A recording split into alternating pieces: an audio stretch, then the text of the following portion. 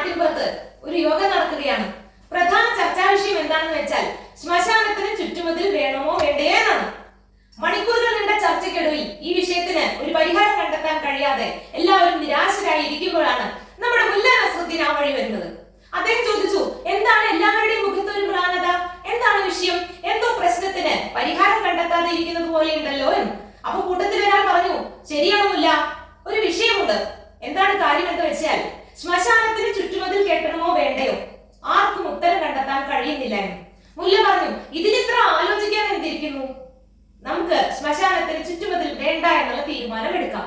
അതെന്താണ്, എല്ലാവരും അങ്ങോട്ടും ഇങ്ങോട്ടും നോക്കാൻ